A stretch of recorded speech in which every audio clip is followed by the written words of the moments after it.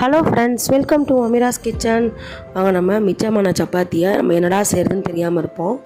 இது வந்து நூடுல்ஸ் மாதிரி செய்யலாம். சுருட்டி சப்பாத்தியை நீட்டமாக கட் பண்ணி இது மாதிரி எடுத்து வச்சுக்கலாம். ஸ்டவ் ஆன் பண்ணி 4 ஸ்பூன் எண்ணெய் ஊற்றிக்கலாம். ஒரு பெரிய வெங்காயம் கட் பண்ணி போட்டு நல்லா வதக்கிடலாம். ஒரு கேப்சிகம் போட்டுடலாம், நல்லா வதக்கிடலாம். ஒரு தக்காளி பழம் போட்டுக்கலாம். தேவையான அளவு உப்பு போட்டுக்கலாம். 1/4 ஸ்பூன் அளவு சிக்கன் மசாலா போட்டுக்கிறேன். இப்போ நல்லா வதக்கிடலாம்.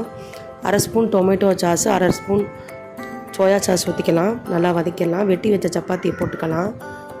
நல்லா வதக்கிக்கலாங்க. இப்போ முட்டையை வந்து தனியாக 3 முட்டை உடச்சி ஊற்றிருக்கேன். அதில் உப்பு போட்டு கிண்டி இதில் போட்டுக்கலாம். நம்ம இதிலே ஊற்றினோம்னா நம்ம முட்டை பிசு பிசுன்னு இருக்கும். அதனால தான் நம்ம தனியாக கிண்டி எடுத்துக்கிறோம். பெப்பர் தூள் மல்லித்தலையும் போட்டு அடுப்பை ஆஃப் பண்ணிடலாம். இது மாதிரி கொடுத்தீங்கன்னா கண்டிப்பாக உங்கள் குழந்தைங்க சாப்பிடுவாங்க. நீங்களும் கண்டிப்பாக ட்ரை பண்ணி பாருங்கள்.